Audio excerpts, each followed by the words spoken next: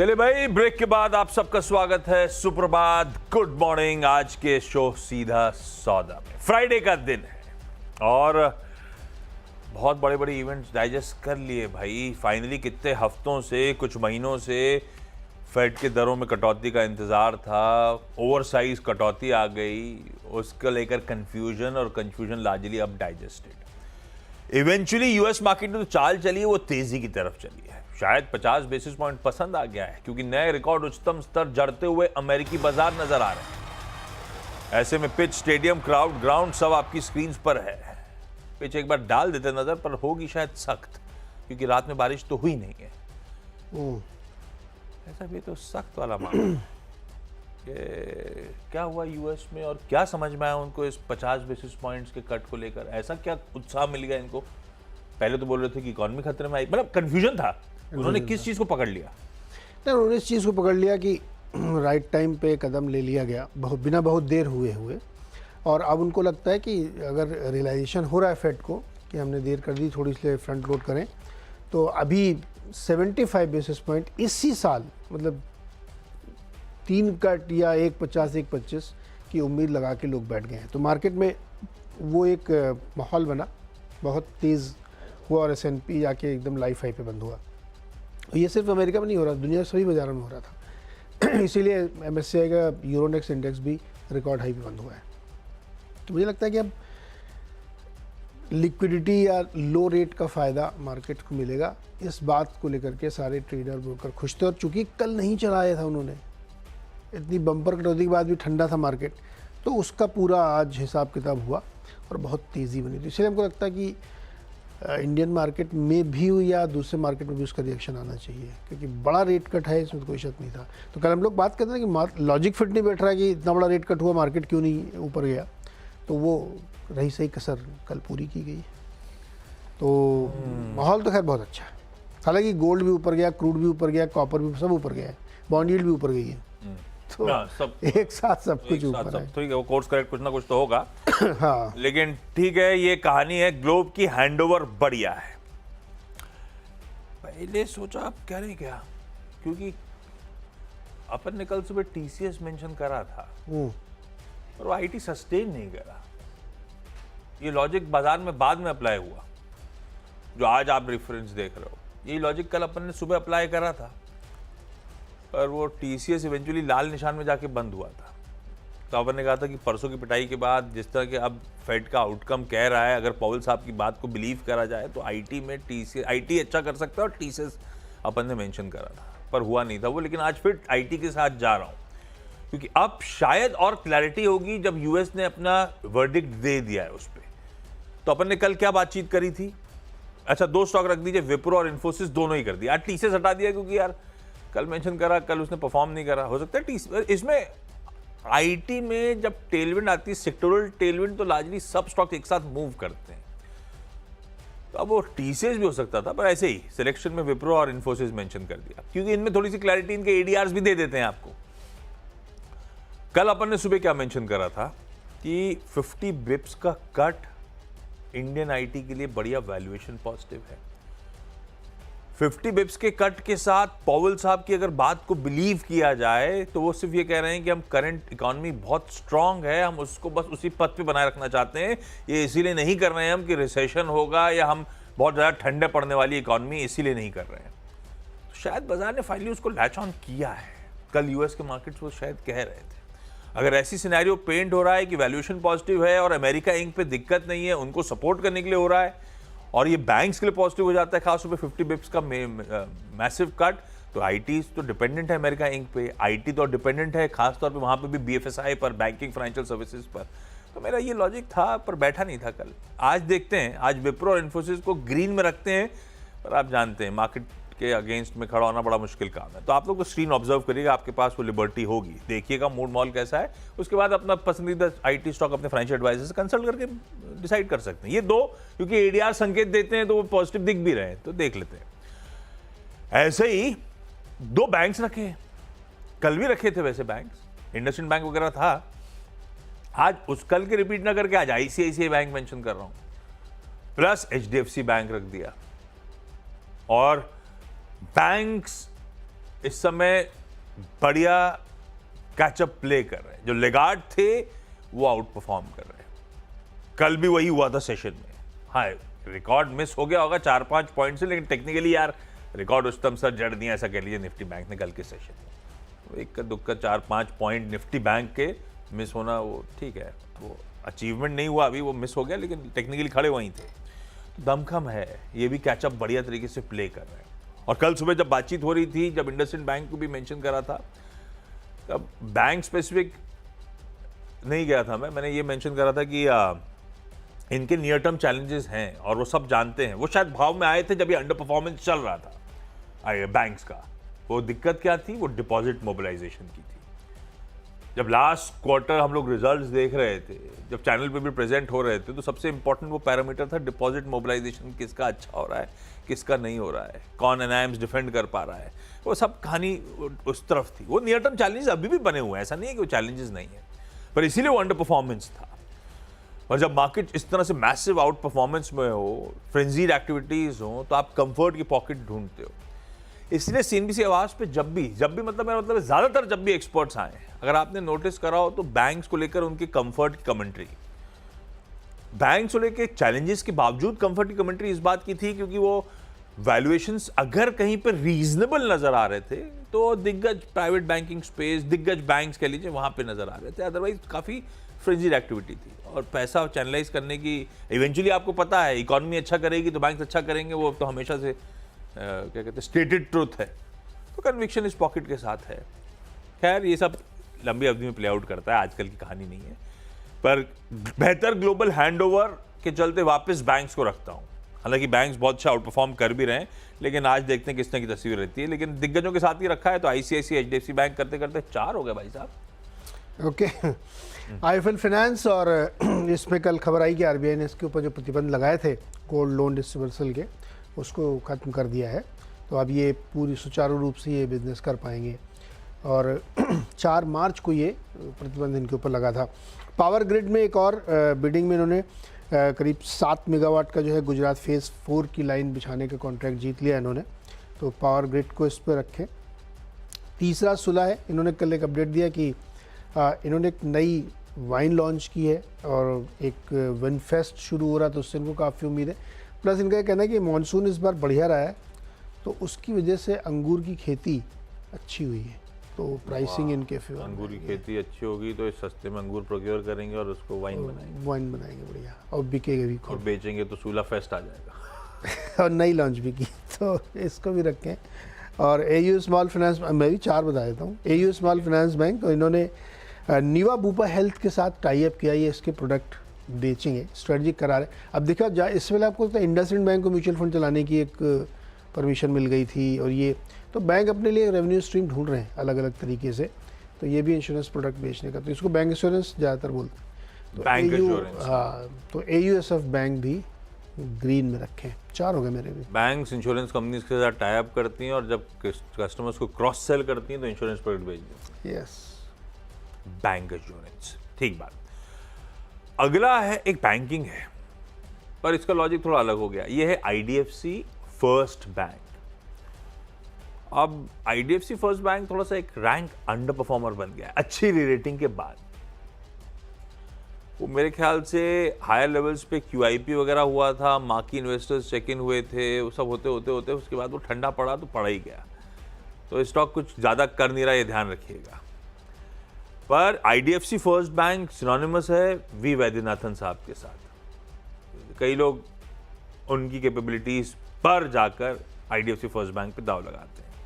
जिन्होंने ICICI bank के कार्यकाल से उनको देख रखा है, कैसे शायद आईसीआईसीआई बैंक का रिटेल बिजनेस देखते थे और आईसीआईसीआई बैंक ने रिटेल बिजनेस में जलवे दिखाए थे। तो उसके बाद वो कैपिटल फर्स्ट में हुआ, उसके बाद आईडीएफसी फर्स्ट बैंक पे दाव लगाने के लिए। तो फिर अच्छी खबर है उनके लिए फिर कि वी वैद्यनाथन साहब का रीअपॉइंटमेंट अप्रूव हो गया है 3 साल के लिए। रिजर्व बैंक ऑफ इंडिया यानी कि इनके जो रेगुलेटर हैं उन्होंने मंजूरी दे दी है कि वी वैद्यनाथन साहब अगले 3 साल के लिए भी अपना पदभार संभाले रखेंगे। दिसंबर 2024 में वो कार्यकाल खत्म हो रहा था, एक्सटेंड करके अब दिसंबर 2027 तक तो वैद्यनाथन साहब होंगे। और इंटरेस्टिंगली अगर इंट्राडे में बढ़िया मूव्स हैं। खैर खबर शाम को आई है, इसको ग्रीन लेते हैं। एनटीपीसी को ग्रीन लेके चलते हैं। अच्छा, एनटीपीसी मेरे ख्याल से मैंने कल भी मेंशन करा था, कल बढ़िया करा एनटीपीसी।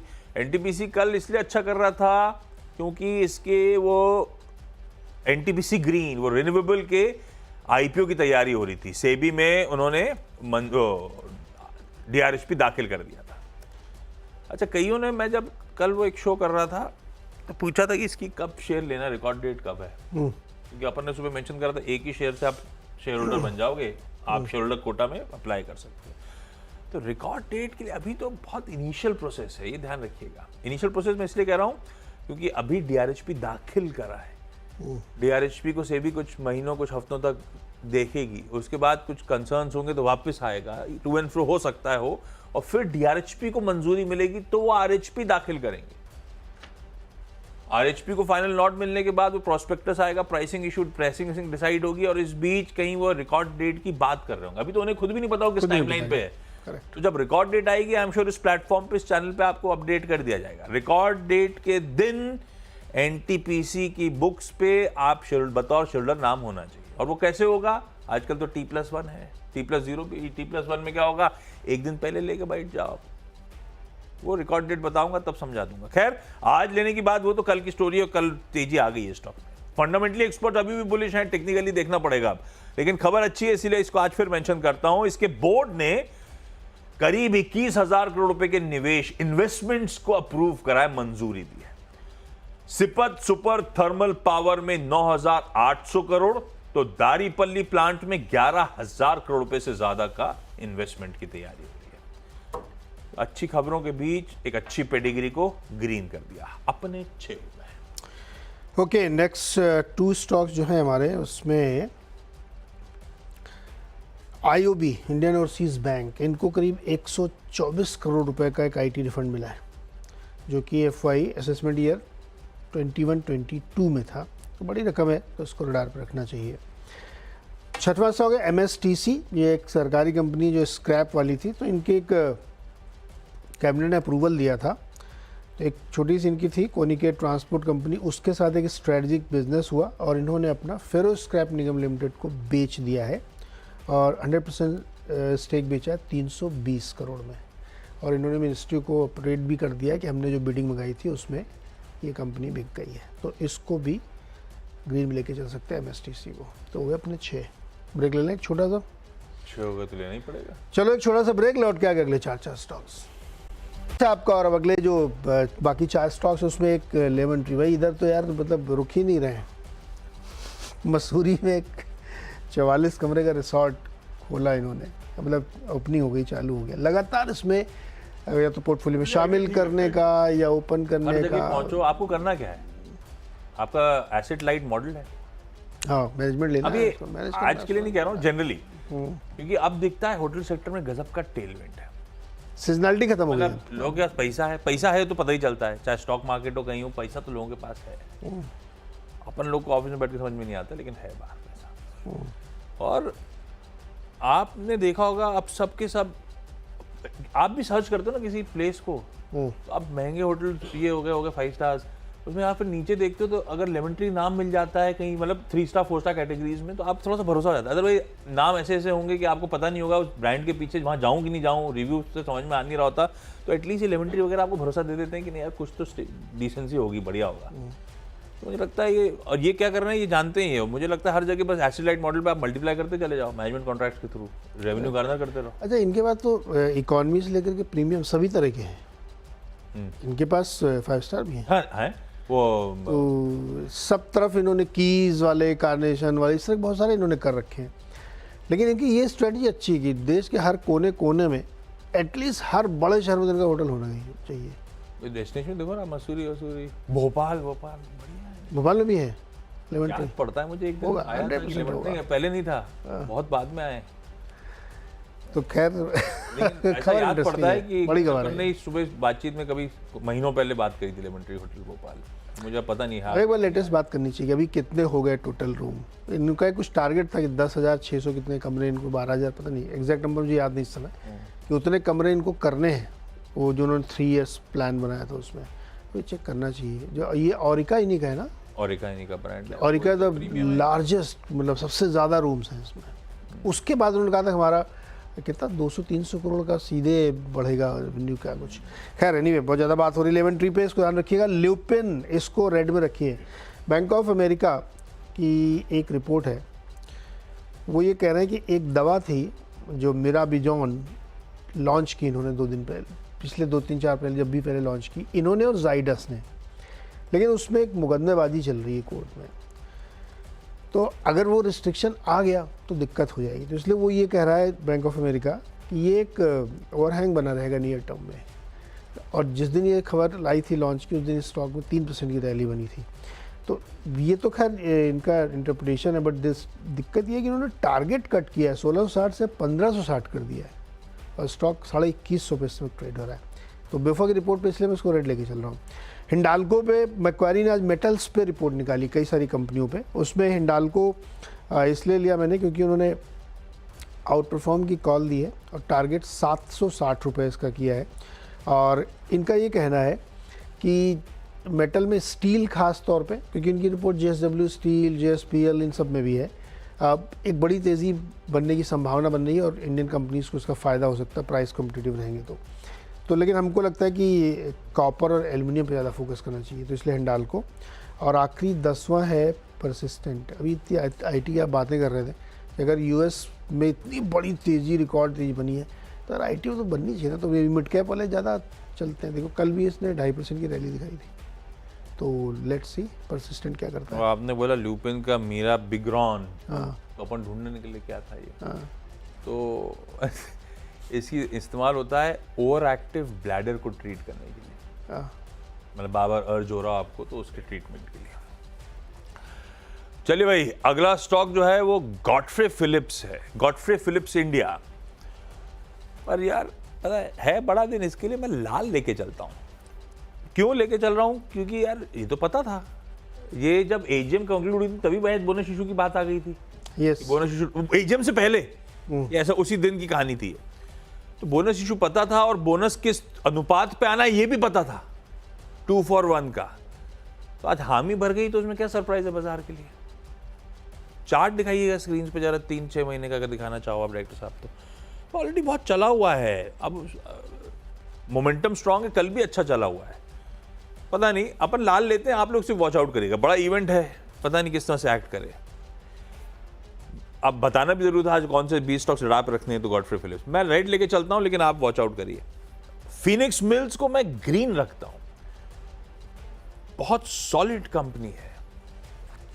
मेरे ख्याल से शुरुआत इसने मुंबई से करी थी, फीनिक्स मॉल से, जो हमारे ऑफिस से वॉकिंग डिस्टेंस है। उसके बाद आज तो अब ये हर बड़े शहर में सबसे प्रोमिनेंट मॉल्स होते हैं, शायद उनका ये ओन करता है। पर आज लेने का मन था, बोनस इश्यू 1/1, वो उसकी एक्स डेट है। आज एडजस्टमेंट हो रहा होगा, ये जो भाव बड़ा सा है टूटा हुआ नजर आएगा आपको। दूसरा, कल शाम को एक और अपडेट आया था कि इसकी होली ओन्ड सब्सिडरी है कैस्पर रियल्टी प्राइवेट लिमिटेड। ये मोहाली पंजाब के 2 प्राइम सिटी सेंट्रिक प्लॉट्स हैं, जिसके लिए इन्होंने हाईएस्ट बिड कर दी है। प्लॉट्स एक्वायर करेंगे, अच्छा मीनिंगफुल पैसा जाएगा। वैसे 890 करोड़ के आसपास ये दोनों प्राइम प्लॉट्स हैं, पर आई एम श्योर इस पे अब तो रियल्टी भी करती है अब तो ये शायद रियल्टी भी, और मॉल वॉल का बिजनेस भी है, रियल्टी मतलब ऑफिस स्पेस वगैरह भी, तो और यहाँ पे तो होटल भी है इनके पास, ये है ना अपना सेंट्रल टाई अप करते हैं। तो ये पता नहीं क्या करेंगे, लेकिन कुछ कमर्शियल एक्सप्लॉयटेशन हो रहा होगा उन प्लॉट्स का। मैं इसे ग्रीन लेके चलता हूँ, खबर ठीक है। हाँ, VST इंडस्ट्रीज कल का लार्ज ट्रेड लाल रखा है मैंने। फिर से राधाकृष्ण दमानी साहब ने माल छोड़ा है। अभी क्या काफी दिनों से छोड़े जा रहे हैं। पिछला जब मेंशन करा तब भी 1 लाख छोड़ा था, फिर अभी 1 लाख कल छोड़ दिया है। पर अब पर क्लैरिटी है, दमानी साहब एग्जिट कर रहे हैं, अब उसमें कुछ ज्यादा रीड थ्रू नहीं है। अच्छी बात थी कि HDFC म्यूचुअल फंड ने ऑलमोस्ट पूरा 1 लाख इन्होंने बेचा था, तो 85,000 HDFC म्यूचुअल फंड ने खरीदा है। पर मैं लाल लेके चलता हूँ, एक मार्की इन्वेस्टर की सप्लाई आती चली जा रही है, देखते हैं कब तक अब्जॉर्ब होती है। ईपैक ड्यूरेबल को मैं लाल लेके जा रहा हूं, इसका भी चार्ट खोलिएगा थोड़ा सा लंबा वाला। कल इंडिया एडवांटेज फंड ने इसमें यूनिट 10,000 लाख 10 लाख शेयर्स 380 के आसपास बेचे। ये चला गजब का मूव दिया, 1 महीना भी नहीं होगा, ये 15 दिन में इस तरह का मूव आया था पिछले कुछ दिनों में, ये देखिए। और अब यहाँ पे एक फंड ने माल छोड़ा, अच्छा खासा माल छोड़ा है, वॉच आउट करेंगे। लॉजिकली लाल रखते हैं, पर आई डोंट नो किसने खरीद लिया है, वो मेंशन नहीं था उस लार्ज ट्रेड में, इसलिए जरा पहले देखिएगा किस तरह का रिस्पॉन्स आ रहा है। वीएसटी और ईपैक ड्यूरेबल दोनों को लाल रखा। हो गए 10 स्टॉक पूरे। क्विकली छोटा सा ब्रेक के उस पार जब लौट के आएंगे तो आज की टीम्स का एक क्विक रैप अप।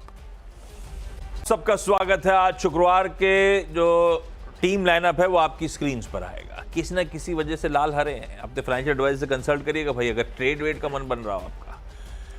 बेहतर ग्लोबल हैंडओवर, विप्रो और इन्फोसिस ग्रीन रखा है। इन्हीं ग्लोबल क्यूज और हमारे निफ्टी बैंक की चाल के पीछे साथ साथ ICICI bank, HDFC bank green रखा है। आईडीएफसी फर्स्ट बैंक में वी वैद्यनाथन साहब के एक्सटेंशन के चलते ग्रीन, तो एनटीपीसी ने कुछ केपेक्स का अनाउंसमेंट करा इसीलिए ग्रीन। गॉडफ्रे फिलिप्स के हालांकि आज बोर्ड मीट बोनस इशुएंस पर है, पर अच्छी मूव्स के बाद शायद ये लाल में आए इवेंट के बाद, ऐसा अजम्पशन है। देखिएगा फिनिक्स मिल्स आज एक्स डेट भी है और प्लस इन्होंने मोहाली पंजाब में 2 मार्की प्लॉट्स भी बैक कर लिए। वीएसटी इंडस्ट्रीज में फिर दमानी साहब ने माल छोड़ा, हालांकि एचडीएफसी म्यूचुअल फंड ने खरीदा है, नहीं एचडीएफसी रिलायंस म्यूचुअल फंड ने खरीदा है। ईपैक ड्यूरेबल में कल एक लार्ज ट्रेड हुआ है, उसमें फंड ने बिकवाली करी, इसलिए दोनों लाल रख दिया आज के। ओके, आईएफएल फाइनेंस नए के ऊपर से सारे रिस्ट्रिक्शंस हट गए हैं, अब ये गोल्ड लोन फिर से दे सकते हैं, आरबीआई ने हटा लिए हैं। पावर ग्रिड ने एक ट्रांसमिशन लाइन इंटरस्टेट बिछानी है, उसको जीत लिया, 7 गीगावाट की है। सुला ने नई वाइन लॉन्च की, अपने नए प्रोडक्ट लॉन्च है। एयू स्मॉल फाइनेंस बैंक ने निवा बूपा हेल्थ इंश्योरेंस प्रोडक्ट बेचने का टाई अप किया है। इंडियन ओवरसीज बैंक को करीब 123 करोड़ का आईटी रिफंड मिला है। और लेमन ट्री ने मसूरी में अपना जो रिजॉर्ट था उसको शुरू कर दिया है। ल्यूपिन पे बैंक ऑफ अमेरिका का अंडर परफॉर्म कॉल टारगेट कम किया। उनका मानना है कि जो नई दवा इन्होंने लॉन्च की उसमें कोर्ट का इशू एक बन सकता है। हिंडाल्को में मक्वारी की आउट परफॉर्मेंस की कॉल, 760 का टारगेट। और परसिस्टेंट सिस्टम यूएस की रिकवरी देखते हुए अगर आईटी चलता है तो मिड कैप आईटी फोकस पर रहना चाहिए।